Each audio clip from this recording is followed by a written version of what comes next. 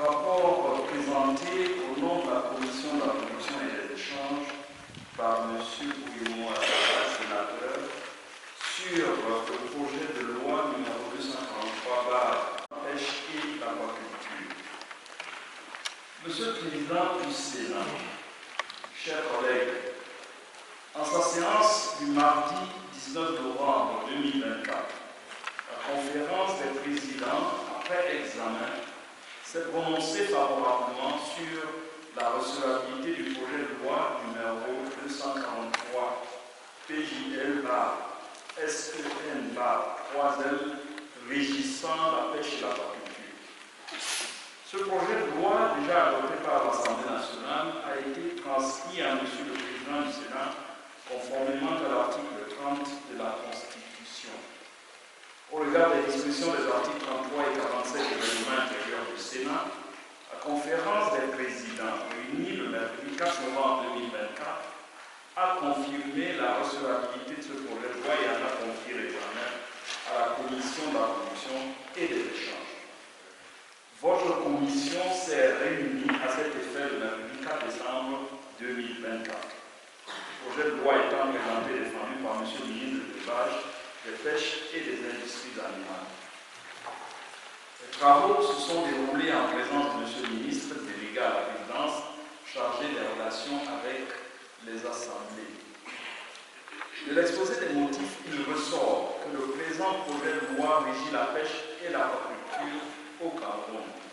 Ce projet de loi tente à abroger les dispositions relatives au secteur de la pêche contenues dans la loi n° 94/01 du 20 janvier 1994 portant régime des forêts, de la faune et de la pêche vieilles de 30 ans. Il vise spécifiquement à corriger les insuffisances qui ont exposé notre pays à des sanctions infligées par l'Union européenne et les Émirats arabes unis, interdisant l'importation au sein de leur territoire des produits halieutiques camerounais au motif de la pratique de la pêche dite INN parce qu'illicite, non déclarée et non réglementée. Par ailleurs, le projet de texte s'inscrit dans un contexte mondial marqué notamment par les obligations de préservation de la biodiversité, de protection du droit d'usage des populations riveraines, de gestion durable, responsable et participative des écosystèmes. Le texte proposé se structure en 6 chapitres déclinés en 105 articles. Le chapitre 1er, qui traite des dispositions générales, présente l'objet et le champ d'application du projet de texte, un lexique des termes visités dans les domaines de la pêche, de l'aquaculture et des industries halieutiques, ainsi que les principes qui gouvernent la gestion des ressources halieutiques en matière de pêche et d'aquaculture. Le chapitre 2, consacré à la pêche, définit les zones et types de pêche, précise les dispositions applicables aux navires de pêche ainsi que les mesures de l'état du port. Ce chapitre encadre aussi la promotion, la gestion durable des activités de pêche et les mesures de conservation des ressources halieutiques et des écosystèmes aquatiques. Enfin, il indique les dispositions relatives au suivi, au contrôle et à la surveillance des activités de pêche ainsi qu'à l'arraisonnement des navires de pêche. Le chapitre 3 innove par rapport à la loi 1994 référencée en prenant en compte l'aquaculture. Ce chapitre s'intéresse spécifiquement à l'aménagement, la gestion durable et la promotion de l'aquaculture, la préservation, le suivi et le contrôle des exportations aquacoles, ainsi que l'encadrement des industries halieutiques et des technologies de pêche et d'aquaculture. Le chapitre 4 est consacré aux dispositions financières relatives à la pêche, à l'aquaculture et à leurs activités connexes. Il précise les taxes, droits spécifiques et autres prélèvements relatifs à l'exploitation des ressources et aux activités des industries halieutiques, tout en fixant le principe de la répartition des revenus entre le trésor public, les organismes de développement des pêches et de l'aquaculture bénéficiaires, le ministère en charge des pêches et ou de l'aquaculture, l'administration fiscale et toute autre administration ayant participé à leur collecte ou recouvrement. chapitre 5 détermine les dispositions relatives à la répression des infractions en matière de pêche et d'aquaculture. Quant au 6e et dernier chapitre, il indique les dispositions transitoires diverses et finales. Au demeurant, il est prévu dans ce projet de loi que l'affrètement des navires étrangers exploitant les ressources halieutiques dans les eaux sous juridiction camerounaise doit être conforme aux dispositions du Code communautaire de la marine marchande de la CEMAC. Du reste, le projet de texte met en phase sur les mesures de l'état du port en disposant que le ministère en charge des pêches, en collaboration avec les administrations concernées, prend des mesures de contrôle en vue de prévenir, lutter et éliminer la pêche illicite, non déclarée et non réglementée. Le dit ministère est tenu de coopérer et échanger des informations avec les États et organisations internationales intervenant dans le secteur de la pêche ainsi que des organisations régionales de gestion. Invité à prendre la parole pour apporter des explications complémentaires à l'exposé des motifs, le ministre a exprimé ses remerciements au président de la Commission pour l'honneur qui lui a été fait. Il a salué la clarté et la précision de l'exposé des motifs, lequel a su mettre en lumière les grandes orientations du projet de loi soumis à l'examen de la présente Assemblée. Il a rappelé que ce texte venait abroger la loi 1994, laquelle avait jusqu'alors régi les domaines de la forêt, de la faune et de la pêche. Toutefois, il a relevé que la dite législation, bien que novatrice à son époque, était plus adaptée aux exigences imposées par les défis contemporains. Le ministre a affirmé avec conviction que ce nouveau projet de loi, fidèle à l'esprit de l'exposé des motifs, s'inscrit dans un contexte mondial caractérisé par l'impératif de préserver la biodiversité et de promouvoir une gestion durable des ressources naturelles. Il a insisté sur la nécessité de conjuguer satisfaction des besoins présents et préservation des stocks halieutiques pour les générations futures. Cette orientation vers la durabilité, a-t-il précisé, est intégrée avec rigueur dans le nouveau texte législatif. Exposant les innovations majeures introduites par le projet de loi, le ministre a, en premier lieu, mis en avant l'intégration de l'aquaculture, une filière absente de la loi de 1994. Il a expliqué que cette inclusion répond à une exigence cruciale conformément aux projections de la FAO qui prévoit que l'aquaculture deviendra un pilier essentiel de l'approvisionnement mondial en poissons à l'horizon 2050. Le ministre a ajouté que le gouvernement, pleinement conscient de cette réalité, s'est engagé depuis plusieurs années dans la promotion active de cette filière. Il a toutefois nuancé son propos en soulignant que l'importance accordée à cette orientation se justifie également par la pauvreté relative des eaux camerounaises en ressources halieutiques. Il a étayé cette assertion par des données chiffrées, révélant que la densité de poissons dans le golfe de Guinée était d'environ 0,005 tonnes par kilomètre carré, un chiffre bien en deçà des 20 tonnes par kilomètre carré observé dans les zones telles que le Sénégal, la Mauritanie, la Malaisie, pour ne citer que celle-là. Cette disparité, a-t-il précisé, est imputable à la position géographique du Cameroun ainsi qu'à des facteurs naturels échappant à toute intervention humaine. En second lieu, le représentant du gouvernement a mis en lumière une autre avancée majeure, le renforcement de la lutte contre la pêche illicite, non déclarée et non réglementée. Il a expliqué que le texte a intégré les prescriptions des conventions internationales relatives au contrôle portuaire dans le but de contenir ces pratiques qui mettent en péril les écosystèmes marins. Enfin, le ministre s'est attardé sur le régime d'extension plus dissuasive introduit par le projet de loi. Il a rappelé que les dispositions de la loi de 1994, en raison de pénalités jugées dérisoires, avaient échoué à décourager les infractions. La nouvelle législation, en revanche, a prévu des amendes suffisamment élevées pour dissuader efficacement toute violation des dispositions légales. Concluant son intervention, le ministre a exprimé sa gratitude à l'égard de vos commissaires pour l'attention et l'implication dont ils ont fait preuve. Il a affirmé que ce projet de loi constitue une étape décisive vers une gestion responsable et durable des ressources naturelles en phase avec les impératifs du présent et les aspirations de l'avenir. Au cours de la discussion générale qui a suivi cette présentation, vos commissaires ont exprimé les préoccupations suivantes. L'accompagnement des entreprises aquacoles. Vos commissaires ont relevé avec préoccupation le fait que 64 ans après l'indépendance du Cameroun, les entreprises aquacoles soient encore décrites comme étant en gestation. Ils s'interrogent sur les raisons de ce retard, malgré l'esprit entrepreneurial qui anime la jeunesse camerounaise, laquelle ne demande qu'un accompagnement adapté.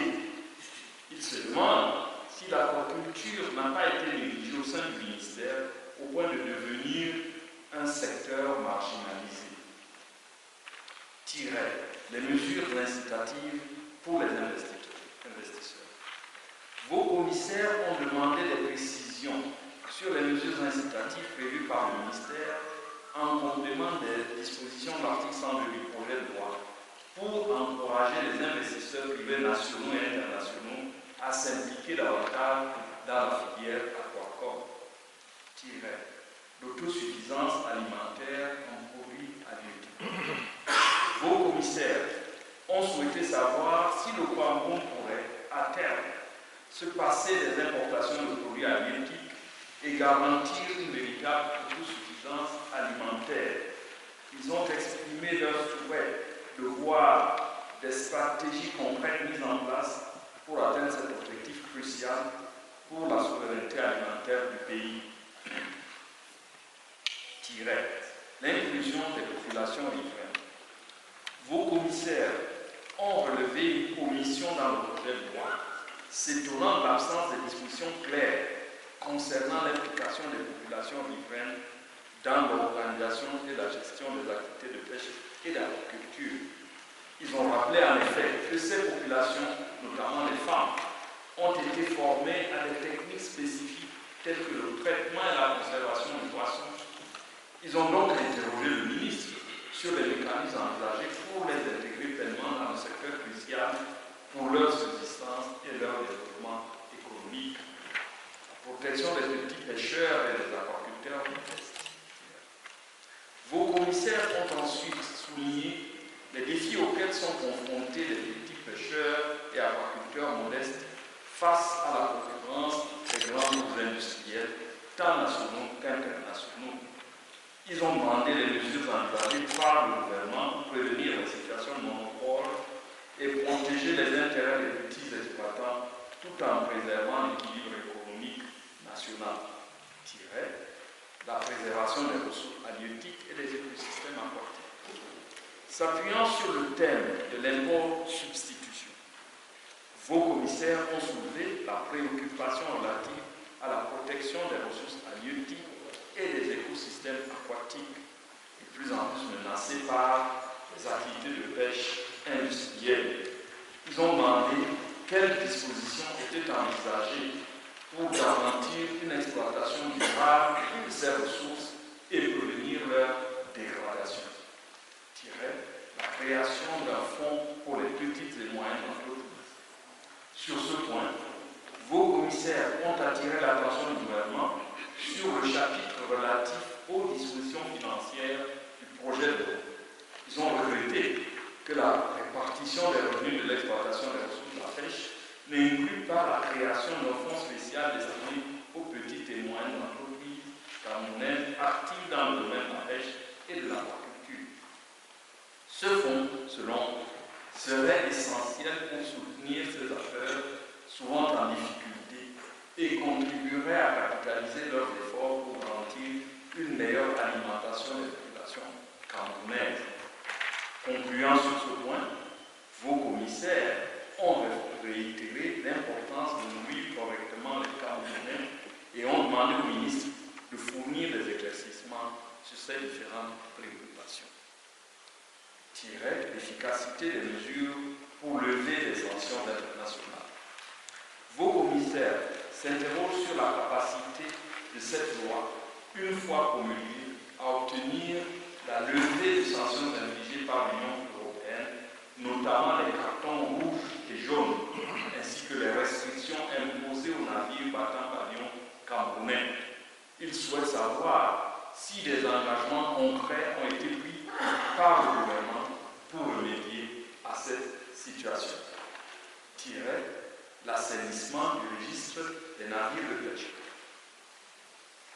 Vos commissaires ont demandé des éclaircissements sur les mesures prises pour mettre fin à la complaisance observée dans l'immatriculation des navires de pêche, problème identifié comme l'une des causes principales des sanctions internationales.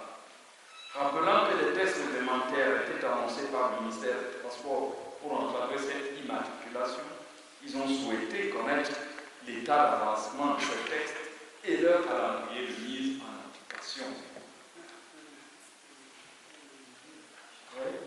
Les mesures incitatives pour l'aquaculture.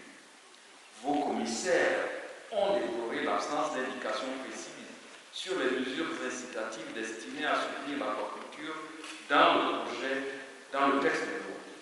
Ils estiment que cette filière pourrait significativement améliorer l'offre nationale en produits halieutiques si elle bénéficie d'un accompagnement adéquat.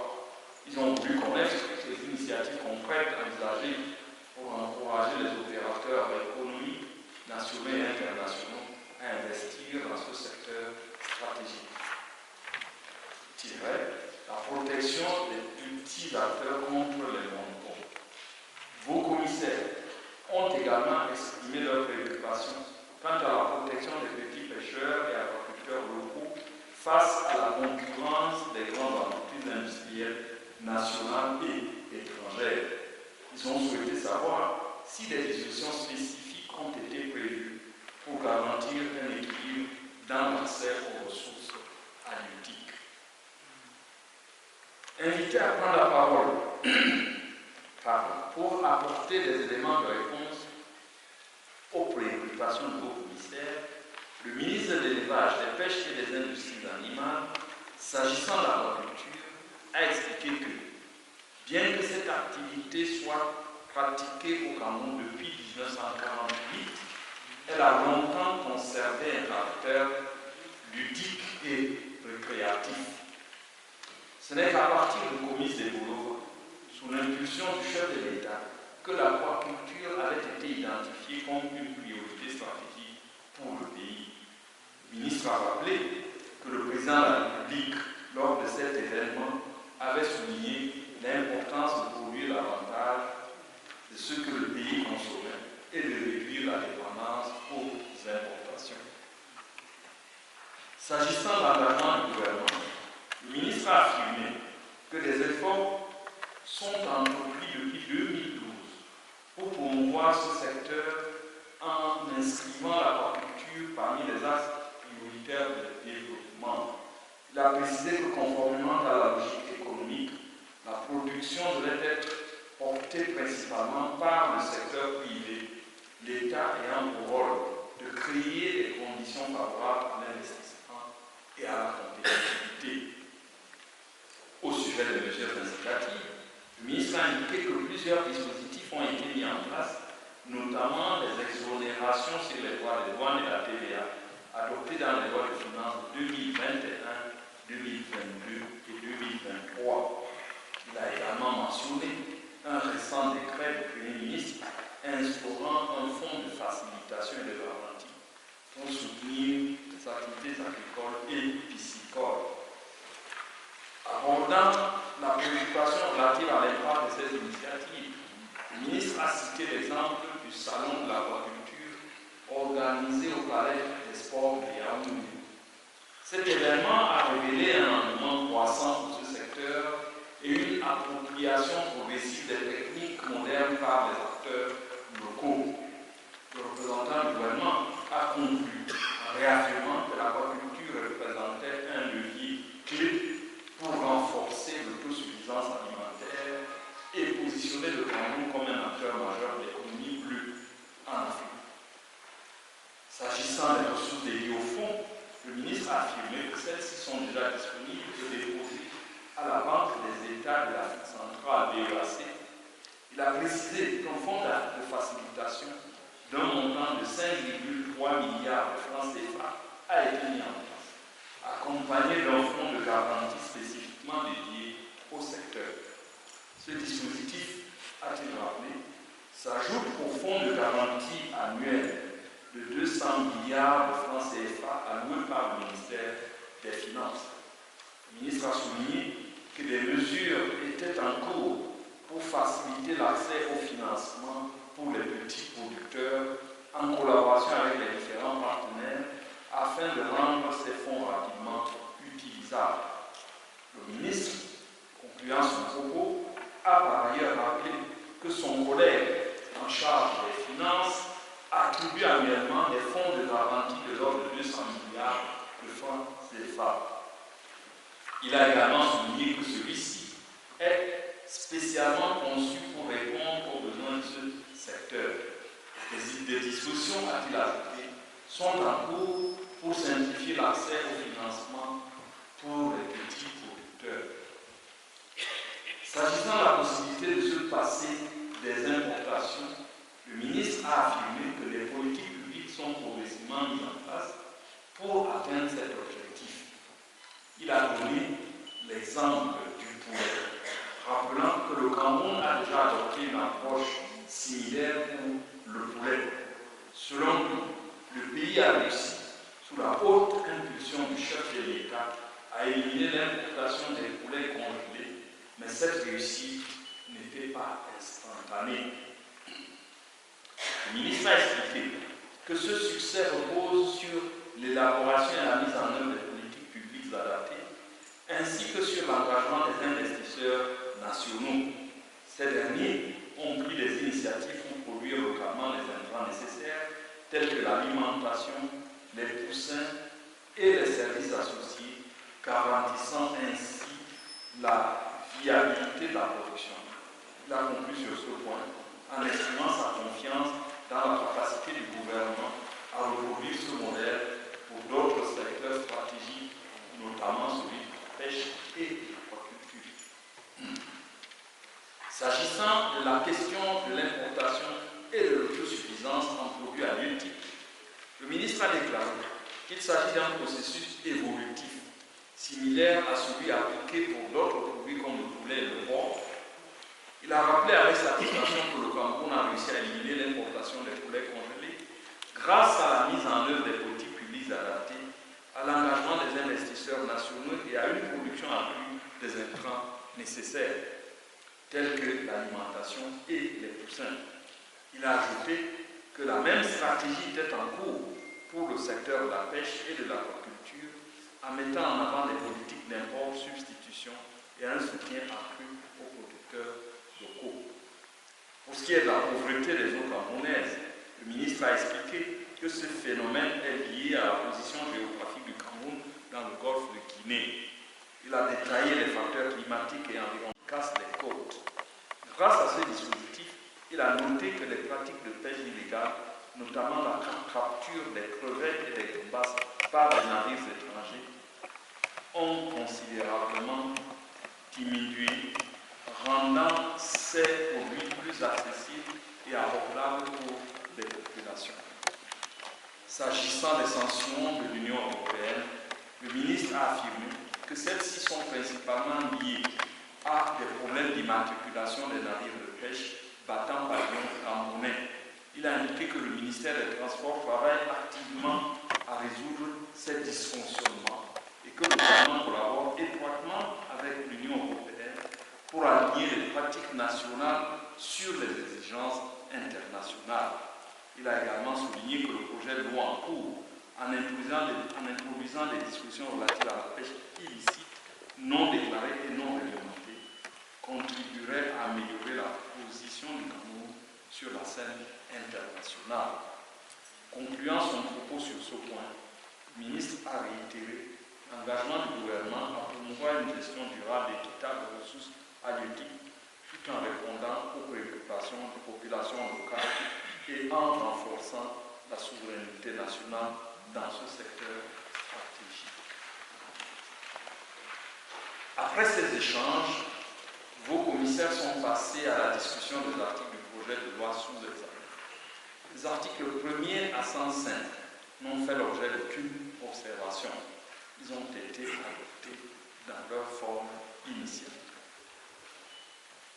Ainsi, parvenus au terme de leurs échanges, et n'ayant constaté aucune divergence de fond avec le texte adopté par l'Assemblée nationale, les membres de votre commission de la production et des échanges ont adopté chacun des articles dans sa forme initiale, ainsi que l'ensemble du projet de loi numéro 243 par PJL/SEL/3L régissant la pêche et l'aquaculture. Puis maintenant, la Chambre entière de bien vouloir entériner